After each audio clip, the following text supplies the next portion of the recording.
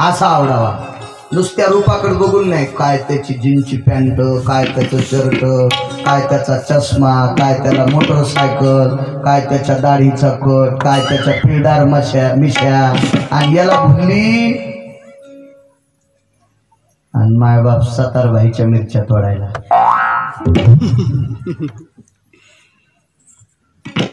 किती मूर्खपणाचं टोके, किती नालायकपणाचं टोके, किती विद्वत्ता असेल या मुलीकडे. हे भास्करो तेजो छाया अधिष्ठितम यज्जला पवित्राति होगा तरंगे शुभवत्तारुया. आपल्याकडे वारकरी संप्रदायात नावेला तारू म्हणतात. तारू नावेला 8 नाव आहेत. 8 तर झाले एक, सगळे कशाला ऐकायचे. अर्ध्या नावे सावली, अर्ध्या नावेतून एवढा मोठा साधू केलं पाहिजे. पण साधूचा काम इतका टोकाला गेला. साधूनं सांगितलं, प्रिय मी एका साधने करता पलीकडे जात होतो, पण मध्ये मध्ये तुझ्या रूपाची ही हव्यासता व्याप्तता माझ्या अंतःकरणात आली, म्हणून एक विनंती आहे, मला रतिसूख पाहिजे. बाई हुशार होती. तिनं सांगितलं, स्वामी कर्म करण्यासाठी तीर्थ आहे, पाप क्षमन करण्यासाठी तीर्थ आहे, पापाचं क्षालन करण्यासाठी तीर्थ आहे, चांगले विधी करण्यासाठी तीर्थ आहे, निषेध विधी करण्यासाठी तीर्थ नाही. काय साधूचं भक्तीचं टोक होतं, तपश्चर्याचं फळ होतं. येन वायू मुष्टी सुवेगम तलायम. दाबलं वारं मुठीत दाबल्याबरोबर नाव तारा मंडळात. तुला नदीचं पात्र दूषित वाटतंय, आपल्या रती सुखामध्ये अडथळा करतोय ना, नाव तारा मंडळात. पण बाई अजूनही हुशार होती. असू द्या ना माशा धरणाऱ्याच्या घरची. विद्वत्ता काही कुणाच्या घरची जहागिरी नसते. लेकर विशिष्ट प्रकारच्या माणसांना विद्वान जन्मते हे डोक्यातलं काढून टाका. ब्रह्मांडाच्या मालकानं विद्वत्ता प्रत्येकाला सगळ्यांना सारखी वाटून दिली. ती कोणाला किती घ्यायची ती ज्याचं ते ठरवते. अशी जगात एक बी जात नाही की त्या जातीतला कलेक्टर नाही. अशी जगात एकही जात नाही की त्या जातीत सुंदर माणसं नाही. त्याच्या पुढे सांगत असं, अशी जगात एकही जात नाही की त्या जातीत वाईट माणसं नाही.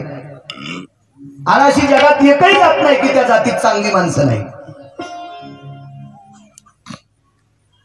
मग ती माशा पकडणाऱ्याच्या घरी राहत होती म्हणून मूर्ख आहे असं कसं संबोधता. हुशार होती. तिनं सांगितलं, तुम्ही पवित्र गंगेमध्ये रतिसुख देऊ नये असा माझा निषेध आहे, म्हणून तुम्ही नाव तारामंडळात घेतली. पण अजून एक शंका आहे.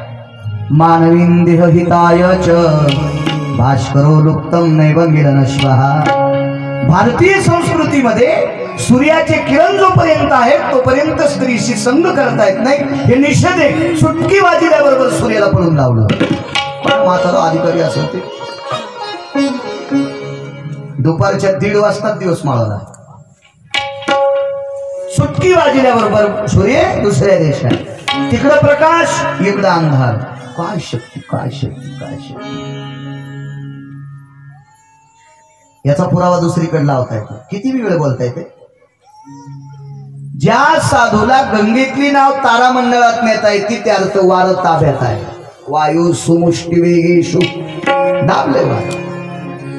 दुपारची रात्र करता येते त्यावरती सूर्य ताब्यात. सूर्य ताब्यात याचाच अर्थ असा आहे निसर्ग ताब्यात. भवम कर्णम भेदा फला निमिषम पक्षायतनो मासायतनो यन्षन्मासा दक्षिणायन उत्तरायण संवत्सरेषु तत्कर्तला भवः. निसर्गाचं पूर्ण सृष्टी चक्र ज्याच्या ताब्यात आहे,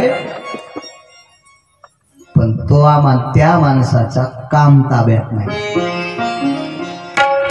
काम नाही आवरू शकेल. पाराशर नाव तारामंडळात नेली, सूर्य पळून लावला, वायू शीतल केला, चमकणारी नक्षत्र पळून लावले, चमकणारे तेजस्वी तारे पळून लावले. येनम मशिवतम समकांती. मशी म्हणजे काजळ, आणि काजळ काळा असतं. सर्वत्र अंधकार केला. किती ताकद असेल, पण एवढी ज्याच्यात ताकद आहे त्याला काम नाही रोखीता आला. नाही रोखीता आला काम.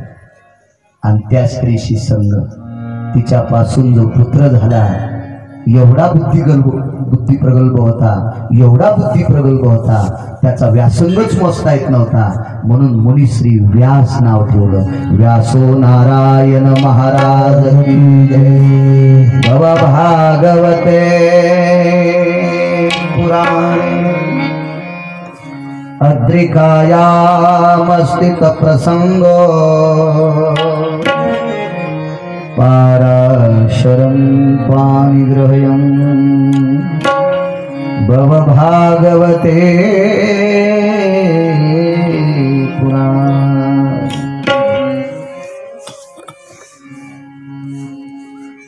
कालांतराने पाराशरांची धर्मपत्नी, तिचं नाव सत्यवती ठेवण्यात आलं.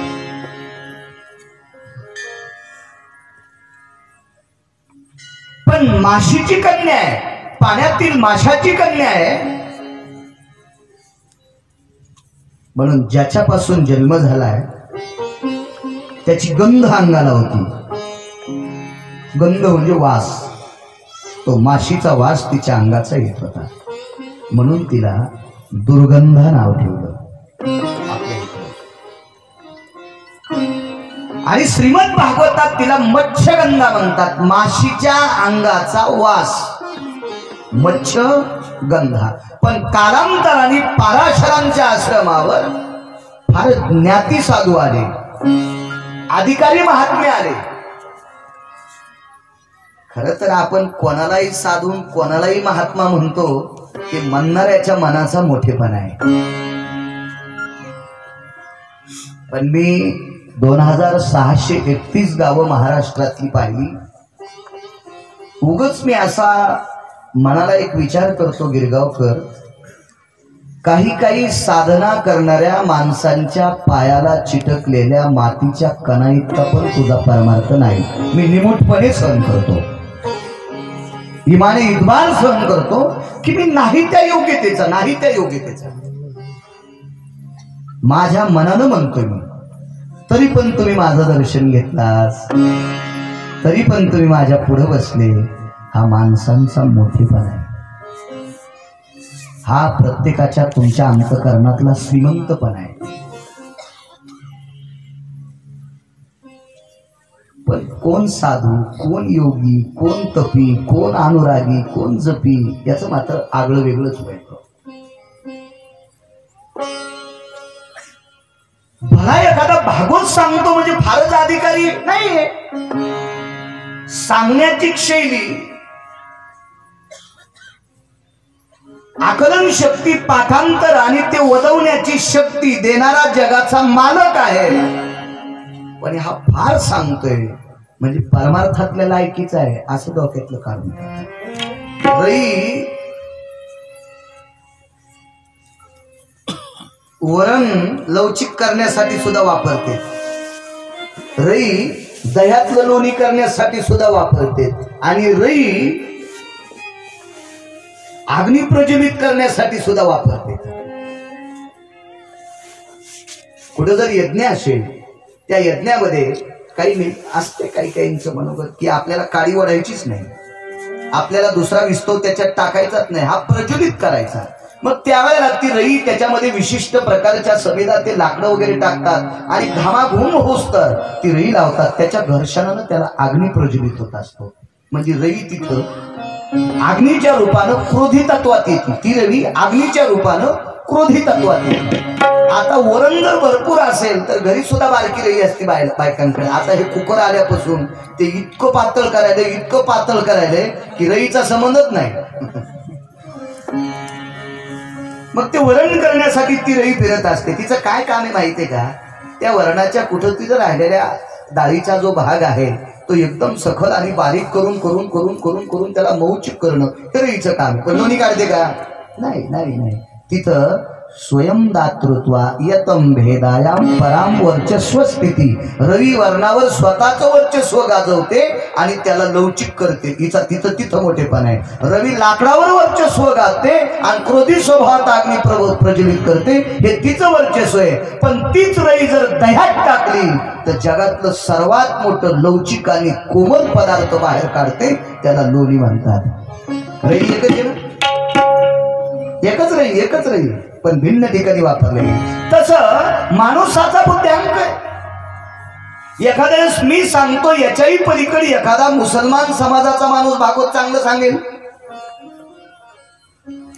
पण तो तत्व सांभाळीत असेल ते कशाहून खरं. बरं त्याला आपण वाईट म्हणावं हे सुद्धा कितपत खरं. अशी एकही जात नाही की त्या जातीत वाईट माणसं नाहीत, अशी एकही जात नाही की त्या जातीत चांगली माणसं नाहीत. काय नसतं, तो बुद्ध्यांक असतो प्रत्येकाचा. तसा एखादा ज्ञानेश्वरी वाचतो म्हणजे फारच मोठा आहे, एखादा गाथा वाचतो म्हणजे फारच मोठा आहे. हे डोक्यातलं काढून टाकायचं. तो वागतो किती चांगलं हा महत्वाचा भाग आहे, त्याचं आचरण किती गोड आहे हा भाग आहे. काही लोकांचा परमार्थ त्याच्यासाठी असते दुसऱ्याच्या खवल्या काढायचा, काहीचा परमार्थ त्याच्यासाठी असते. महाराज पहिल्यासारखे राहिले नाही, काय शक्ती आल्यात का आता. महाराज चांगले आहेत, तुला बघण्याची दृष्टी चांगली नाही राहिली हे लक्षात ठेव. गोपाल कृष्ण भगवान आधा कला तुझं पाप उदायला आले, तुला वाईटच भेटत राहिले, हे त्याचं पाप आहे. महाराजांना वाईट म्हणतो हे त्याचं पाप आहे की त्याच्या जीवनात वाईटच महाराज भेटायले. वाईट महाराज नसते, महाराजाच्या सोंगात वाईट आलेले असते. महाराज वाईट नसते, त्यांनी सोंग घेतलेलं असते. आणि तुझं नशीब फुटकय दादा, तुला वाईटच भेटली त्याच्याकरता तू वाईट म्हणतोस. धर्म बघत गेल्याच्या नंतर धर्माला वाईट एकही दिसत नव्हता आणि दुर्योधनाला एकही चांगला दिसत नव्हता. चक्षुभेदा भयव्याप्ती धर्मानुरागे छिन्नायाम यद् भवेति सर्वानां सुयोधनाद्रि पवित्रा दैवं गांजा कसं लिखितम. हे तर महाभारत सांगते ना, हे काय कोणाच्या बापाची जागिरी आहे पा. एकाच कुळात जन्म लागली दोन आपत्ती, धर्माचा एक भाग पा आणि दुर्योधनाचा एक भाग. असो असे तत्व सिद्धांतिक महात्मे मुनिश्री पाराशरांच्या आश्रमावर आले. मला संपवायचं सांगा बरं, किती वाजले आता संपवायचे. तुम्हाला इंटरव्ह्यू कधी द्यायची हे मी मला कळत नाही बरं काय. खरं बोलता मला नंतर पुन्हा सूचना द्या बरं का सगळेजण, किती वाजता इंटरव्ह्यू देत जा, कोणाला पाणी प्यायचं असेल, कोणाला लघुशंकेला जायचं असेल, मला तुमच्या सूचना सांगा. माझं काम आहे म्हशीच्या वाघरावानी, एकदा हिरोटील लागलं त्याला कळत नाही. बरोबर 3 तासानं माझ्या गुडघ्यात रेंज येते, मग मी म्हणत असतो आता इथून श्रीमद भागवत पुराण ज्याची त्याच्या पद्धती वेगळ्या असतात. आमच्याकडे एकदा भागवतकर आले, त्यांनी इंटरव्ह्यू माणसाला दिली, ते स्टेजच्या मागे जाऊन पिढी उडीत होती. वचन घ्राणमेवच म्हणजे नाक, नाकाला घ्राण देवता म्हणतात. घ्राणमेवच म्हणजे नाक. त्वमां विनाय गंधेषु मुनिश्री पाराशर, तुमच्या घरी आम्हाला पाण्यातील माशाचा गंध येतोय. कुठून? तुमच्याकडे साधू आहेत, अधिकारी आहेत, महाराजांच्या घरी माशाचा वास. सांगितलं मुनीवर, मला जी धर्मपत्नी आहे सत्यवती, तिच्या अंगाचा माशाचा वास येतो. पण पारांगत तेजस्वी रूप आहे, अन्नपूर्णेची कृपा असलेली सत्यवती आहे, विवेकाचं टोक असलेली सत्यवती आहे, विचाराचं टोक असलेली सत्यवती आहे, शील आचरणाचं टोक असलेली सत्यवती आहे, नम्रता अंतकरणात असलेली सत्यवती आहे. तिचा तो भाव प्रगट झाला आणि तो भाव प्रगट झाल्याच्या नंतर समोर तिच्याचं व्यक्तींचं मन हळहळलं. सर्वांनी हातामध्ये पाणी घेतलं आणि मंत्रोच्चार केला. तत्रानिधियं निधिपदे निधिभवाजि जायते यत्निरेण उष्णशितोषि भवाशिकायां यच्चायते तपानुरागा यत्कामिनी दुर्गन्धो तते. अंगावर पाणी टाकल्याच्या नंतर माशाची दुर्गंधी गेली आणि 3 किलोमीटरचा 1 कोस असतो आणि 4 कोसाचा 1 योजन असतो, म्हणजे 4 कोसाचे 12 किलोमीटर होतात. तिच्या अंगाचा सुगंध 12 किलोमीटर पर्यंत चालत होता. सुगंध फुलाचा. मलया निळूभवं सुगंधिनी पुष्पाधिनी माल्याधिनी नाना प्रकारच्या सुगंधी फुलाचा सुगंध तिच्या अंगातून 12 किलोमीटर पर्यंत, म्हणजे याचा अर्थ आहे 1 योजन पर्यंत तिच्या अंगाचा सुगंध जात होता. म्हणून तिसरा नामकरण सोहळा केला. योजन गंधा वाच, म्हणून योजन गंधा नाव पडलं. पराशरांच्या पत्नीला सत्यवती, मत्स्यगंधा, योजनगंधा. आपल्या संप्रदायामध्ये दुर्गंधा, योजनगंधा, मत्स्यगंधा एकच, 3 नावं. कालांतराने मगाशी सांगितल्यानुसार दिव्य अशा प्रकारचा एक पुत्र मुनिश्री व्यास तिच्या पोटी जन्माला आले. काय व्यासांचा बुद्ध्यांक असेल. तुम्हाला एक सांगू का, भागवतकार कोणताही असू द्या, पण जो त्या आसनावर बसतो त्याला व्यासपीठ म्हणतात, बुद्धिपीठ म्हणतात. व्यासपीठ ते व्यासपीठावर आहे. म्हणजे कल्पना करा, यानं काही जरी सांगितलं चांगलं बरं का, चांगलं, तर ते अगोदर व्यासांनी सांगितले. इतके विद्वान व्यास.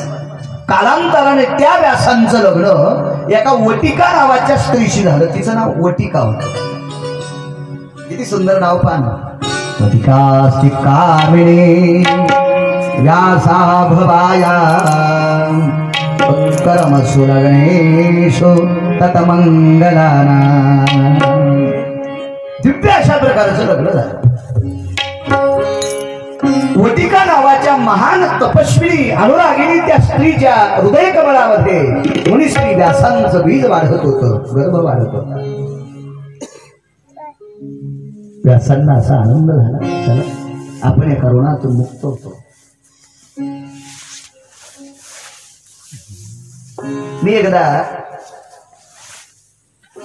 आमचे दिंडी क्रमांक 15चे मालक पुरुषोत्तम महाराज येत्या सोहळ्यात जात असतो. दिंडी 26 वर्ष झाली.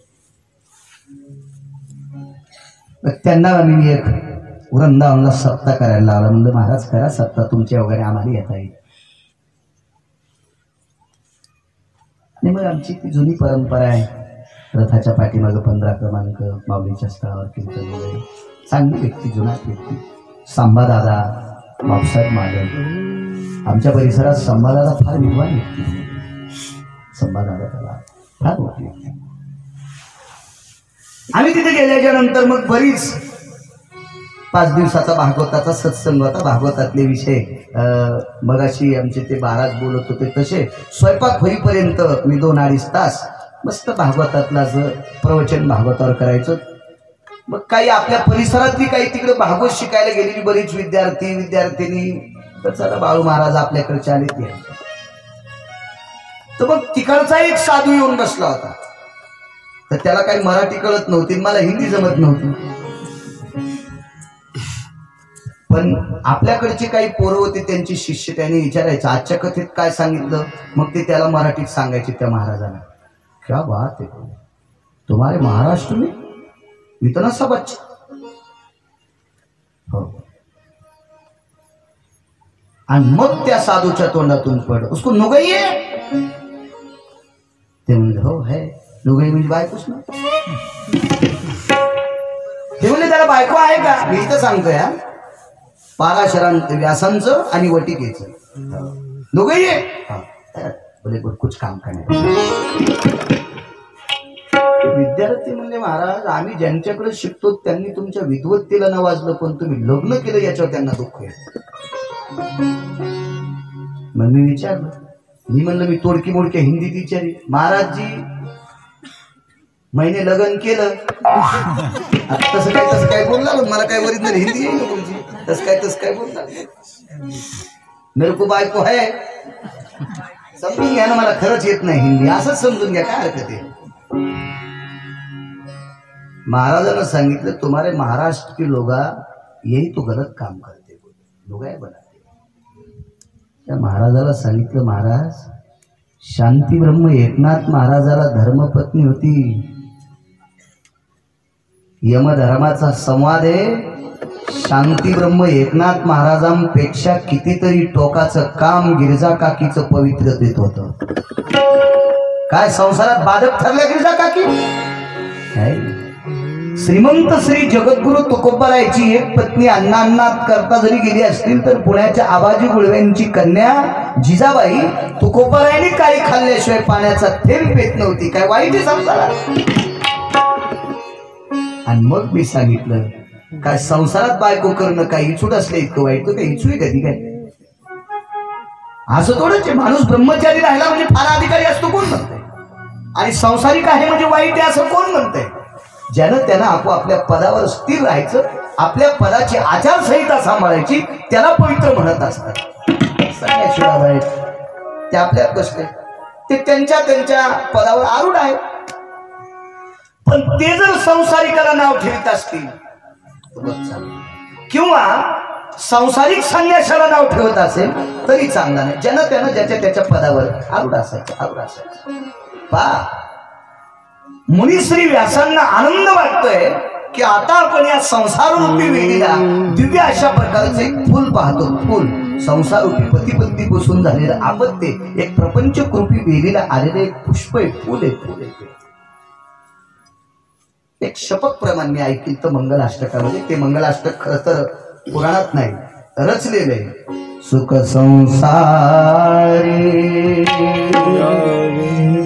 या वेलीला यावी सुंदर फुले आजला शुभ मंगल झाले. हे लग्नात म्हणावं याच्याकरता मी मान्यता देणार नाही. का देणार नाही? कारण संप्रदायानुसार. पण शब्द गोड आहे इतकी मात्र मान्यता दे. आता लोक काही म्हणाले लग्नामध्ये मंगलाष्टका ताई ग बाई ग पाखरायची गरज. भारतीय संस्कृतीनुसार, वैदिक संस्कृतीनुसार लग्नामधले मंगलाष्टक हे पौराणिक पद्धतीच्या दिलाशानुसार काही असते. तळहाताचा पाळणा लाकडं सगळे जळालते का. दोन्ही डोळ्याचा आयना काचच फुटली होती का. काही ऐकायला भेटते काही. पण चला आपण काही वाईट म्हणायचं नाही. पडलं पटलं ऐका न पटलं निघून जा. पण या मंगलाष्टकातलं ते सूत्र माझ्या लक्षात आलं. सुख संसारी या वेलीला यावी सुंदर फुले. पुत्र असेल कन्या असेल हे प्रपंचरूपी वेलीची फुलं आहे. 9 मास झाले वाट बघत होते प्रसूतीची. 9 मास 9 दिन झाले, 11 मास झाले, 12 मास झाले, 4 वर्ष झाले, 6 वर्ष झाले, 7 वर्ष झाले, 10 वर्ष झाले, 11 वर्ष झाले, 11.5 वर्ष झाले. आईसाहेबाच्या पोटात बालक. या पुराणाचा निर्माता कोण?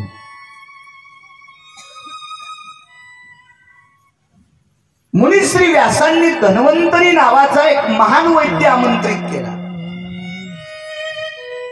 माझ्या वाचनात वैद्य 6 आहेत, पण 2 सांगतो. 4 घरी गेल्यावर तुम्ही पहा. एक टोकाचा वैद्य धन्वंतरी आणि कृतात्रेता युगात एका वैद्याचं नाव पुराणात आलं. त्या वैद्याचं नाव आहे सुषोणो वैद्य राजाना. येन धन्वंतरेण सकल स्थिता 14 रत्ने शिखिलानां धन्वंतरे नमः. श्रीमद भागवतात कथा प्रसंग पुढे आपल्याला येईल. 14 रत्नापैकी एक रत्न असणारा धन्वंतरी नावाचा जगातला 1 नंबरचा वैद्य. वैद्य या शब्दाचा अर्थ आताचा त्याला डॉक्टर म्हणते. हा वैद्य म्हणतो. वैद्यांना विचारलं वैद्या सुभवेना कामिनी यत गर्भकालेषु तथा प्रसुददिनत्रेणा संवत्सरेण व्याप्यजना. कितीतरी काल निघून गेलाय, माझी पत्नी करत आहे, प्रसूत होत नाही. तिला काय होणार? काय डॉक्टर हुशार असेल कल्पना करा. त्या डॉक्टरनं बाई पाहिलीच नाही. एकच सांगितलं तुमच्या हातात हरिद्रादी चूर्णम म्हणजे हळद व्यासांच्या हातावर हळीत टाकली, त्याच्यावर पाणी टाकलं, ते कालवलेलं द्रावण वटिकेच्या हातावर टाकलं आणि वटिकेच्या हातावर हळदीचं आणि पाण्याचं द्रवण टाकून व्यासांच्या उजव्या हाताचा अंगठा त्या तळव्यावर असा चिटकला आणि मग तो अंगठा असा पुसून घेतला आणि धन्वंतरीला अंगठा दाखिल्याबरोबर सांगितलं, पुत्ररत्नेषुयं हितं प्रसन्नस्तु कामिनी. व्यासांच्या अंगठ्यात बघितलं आणि धन्वंतरीनं सांगितलं, तुमच्या पत्नीला मुलगा होणार आहे का असं डॉक्टर? हे पुराणातलं डॉक्टर. पण आपलं काय माहितीये का, घरच्याचा इटल शेजाऱ्याचा भांग नीट. आपल्याला सवय लागलेली आहे, आपल्याला आवडतच नाही, दुसऱ्याचं बोकांडीवर घेऊन नाचायची सवय लागली आपल्याला. काय पुराण गोडे, कल्पना करा वैद्य किती मोठा असेल. अंगुष्टा भयं दर्शय बाल्यां पुत्ररत्नेषु सुगर्भां बुद्धिगर्भेषु. लगेच भाकीत सांगितलं, भविष्य सांगितलं. एवढा विद्वान आहे की नाही व विद्वत्ता असती तो भवान तुल्य आदिची जायची. त्याच्या विद्वत्तेची तुलनाच केल्या जाणार. काय बाकी देऊ, काय डॉक्टर असो तो, काय वैद्य असेल. आणि मग पुन्हा विचारलं, प्रसंगेषु श्रवणेन्द्रियाणां चक्षुं नैव हितायचं प्रगल्भे दुःखजनानां श्रवणेन्द्रियां हितायच. हे वैद्यराज धन्वंतरी महाराज, तुम्ही जे वर्णन करता ते कानाला गोड वाटतंय, पण ज्याचं वर्णन करता ते अजून यानं पाहिलं नाही ना. तो कधी दिसेल, तो डोळ्यानं कधी दिसेल तो डोळ्यानं. तर धन्वंतरीनं सांगितलं, महाराज काही मुनिवरांना आमंत्रित करा. आणि ऋषी मुनी योगी जपी आले आणि सर्वांनी सांगितलं, बालकाला जन्माला येण्यासाठी आई कारणीभूत नाही, बालकच कारणीभूत आहे. ते बाहेर यायचं नको म्हणतंय, ते एका खेळाला भ्यायलंय. ब्राह्मणाचे पोरे एका खेळास भ्याले, ब्राह्मणाचे पोरे एका खेळास भ्याले. 12 वर्षे लपाले, 12 वर्षे लपाले, 12 वर्षे लपाले. कापत कापत बाहेर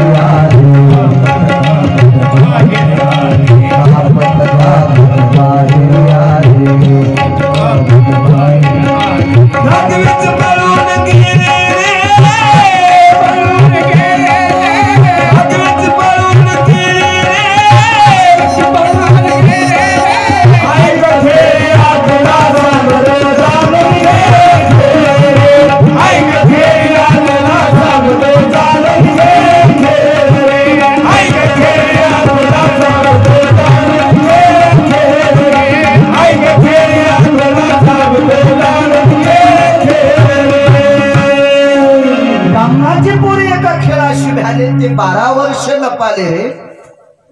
कापत कापत बाहेर आले, नागवेची पळवून आलं बाहेर. पण कधी गर्भस्तुती केली, त्या स्तुतीचा इतका मोठा व्यासंग मोठा आहे. वा वा वा.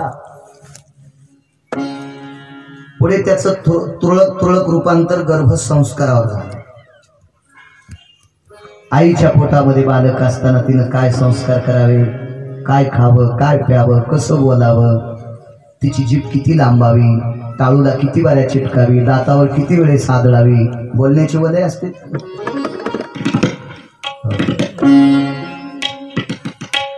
कारण वाणीची श्रीमंती जगात इतकी मोठी श्रीमंती, साचानी मवाळ. ज्ञानोबरायचं वाक्य, मितुले आणि रसाळ शब्द जैसे कल्होळ. साच मवाळ मितुले रसाळ, काय ज्ञानोबर आहे. असं गोड गोड बोला. ती माणसं जगावर राज्य करतात. जगाव गावरान तुपातली सर्व पदार्थ जीव घातली आणि निघताना सांगितलं, तुमच्या बापाची तर मिळते का. इतकी जीभ खराब. ज्ञानोबाराय म्हणले प्रभू तुम्ही महेशाची मूर्ती. ऐकणारे भगवान शिवशंकर भरगच्च श्रोते. गोड भागवत सांगितलं, गोड ज्ञानेश्वरी सांगितली, गोड गाथा सांगितला आणि निघतान म्हणले श्रोते हलकटे. गेलं. बेट्या तुला चांगला श्रोता ओळखीता येत नाही, तू नंबर 1 चा हलकटेस. गाडी श्रीमंत असेल, श्रीमंत मुद्दा सांगू तुम्हाला. काही काही गोष्टी गोड बोलल्या पाहिजे, त्याचा प्रकार गर्भाव पडत असतो. एका बाजूला 3 व्यक्ती उभे होते, 1 2 3, आणि काही अंतरावर एक वयस्क व्यक्ती उभा होता मध्यम वयातला. 1 नंबरच्याला विचारलं कोण? माझे वडील आहे. मम तातेषु, वडील म्हणजे माझे पिता आहे. 2 नंबरच्याला विचारलं कोण? माझा बाप आहे. तिसऱ्या विचारलं कोण? ममं वात्सल्यं भ्रतारे वच. त्याचा अर्थ जरा खाली येऊन सांगू का? माझ्या माईचा रिकामी जागा. कळलं तुम्हाला? मीच बोलावायची गरज आहे का? पहिल्यानंच सांगितलं माझे वडील आहे. मग तातेषु, मराठीत सांगतो तुम्हाला साध्या भाषेत. मग तात वडील आहेत माझे. दुसरा माझा बाप आणि तिसरा माझ्या आईचा रिकामी जागा आहे. अर्थ गोड, अर्थ सगळ्याचा एकच आहे, पण गोड कोणतं वाटलं? 1 नंबरचं. अजून थोडस गोड, चला खेळूत वाक्य असेल, बाप म्हणला असेल ठीक आहे, पण तिसरं वाक्य कानाला गोड वाटत नाही. ही आत्मीयता बरोबर कालामध्ये सांभाळायची. चल पुढे पुढे सांगेल मी. पहिल्याच दिवशी तुमच्यावर कशाला नांगर फिरू? त्या म्हणते मेला मग पहिल्याच दिवशी आम्हाला गोटे आणायला लागलाय, असं नाही करत. आणि मी कोणाला गोटे आणणार नाही. मी फक्त पुराण वाचून पाठ करून तुमच्या पुढे मांडणारा व्यक्ती. तुमचा आणि माझी काही दुश्मनी नाही, वैर नाही, द्वेष नाही, मत्सर नाही, विरक्षा नाही, काय नाही, काय नाही, काही संबंध नाही. परमार्थ करणाऱ्या माणसानं गोड गोड गोड गोड गोड जे काही ते स्पष्ट सांगितलं पाहिजे. आणि कधी कधी सांगत असताना कोणाला जर राग येत असेल तर त्याचा विचार नाही केला पाहिजे, त्याच नाव वागतं. आणि अभ्यास केलाय म्हणजे त्याच्या बळावर दुसऱ्याचे वरखंडे काढणं, यालाही वक्ता म्हणत नसते, यालाही पाठांतर करणारा म्हणत नसते. उलट उलट उलट काय समजायचं माहितीये का? सांप्रदायिक काम करत असताना दुसऱ्याचे वरखंडे काढत असेल तर असं समजायचं याच्यातला आस्वादाचा गुण अजून जिद्द आहे. याच्यातला आस्वादाचा दुर्गुण अजून जिवंत आहे. भला गाथा वाचित असेल, भलं ज्ञानेश्वरी वाचित असेल, भलं भागवत वाचित असेल, रामायण वाचित असेल, पुराण वाचित असेल, असं समजायचं रिषायाम तत्वगुणेषु अनिष्टो भयो विशुद्ध भय व्याप्ताना. पाराशर सांगतात, जाबाली सांगतात, जाबालींचं वाक्य, जाबालींचं. गर्भसंस्कार झाले, गर्भस्तुती झाली आणि दिव्य एका बालकाचा जन्म झाला. पण ते बालक पळत असतो. ते नागवेची पळवणी. आता जन्मातच नागू येते, त्यावरती महाराज त्याला नागवी म्हणणे याच्यात काही उचित नाही, वावग नाही, उचित आहे, काय साहजिक आहे. व्यासांनी थांबवलं. स्थिरत्वाः मम सुतेषु स्थिरत्वाः. हे माझ्या मुला, हे माझ्या बाळा, स्थिर हो, शांत हो, थांब थांब थांब थांब. एकदा मी ऐकायला गेलो, एक जणांना खालून चिठ्ठी दिली. आता हल्ली हे प्रकरण लय चालेल, हिचकाहिचकीचे. त्यानं त्या महाराजांना चिठ्ठी दिली. व्यासांना वटिकेपासून जो मुलगा झाला त्याला शुक नाव का पडलं? तर महाराजांनी उत्तर दिलं, ते नागवेची पळवणी गेले रे. आणि पळत असताना व्यास त्याच्या माग लागले. ए सुख सुख, ए सुख सुख, अरे सुख सुख्या, तसं नाव नसतं. स्थिरत्वा मम सुतेषु. ऐकून घ्यायचं असतं काही काही गोष्टी. त्याला सुख सुख सुख सुख सुख. आपण कसं एखाद्याला काय नाव माहित नाही, हो सुख सुख सुख असं करतो, तसा अर्थ इथं लावला. तसे कुठेही कुठे लावायचं नाही. चला त्याच्या बिचाराचा तो भाव असेल, त्याला लावला ते काही वावगं नाही, त्याला असलं ते आपण मान्य करायचं, आपण त्याची दुरुस्ती करायची असते. लेकरू आईला मानी दे म्हणते, पण आईनं दुरुस्त करून त्याला पाणी द्यायचं असतंय. आई मला मानी, मला मानी. म्हणजे मानी काय मागते? मानी या शब्दाचा अर्थ पाणी.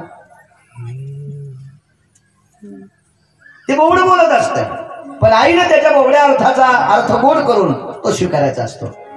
चला बिचारायला तो भावला असेल अर्थ तो लावला. कालांतरानं त्या दिव्य तेजपुंज महात्म्याचं नाव मुनिश्री शुकाचार्य ठेवलं. मुनिश्री शुकाचार्य महाराज.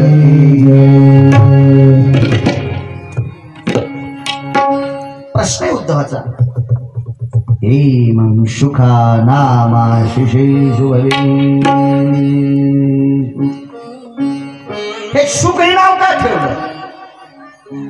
तर त्याचं कारण आहे, पांडवांचा फार मोठा एक यज्ञ चालू होता. यज्ञ आताशी शुकाचार्यांचा जन्म झाला.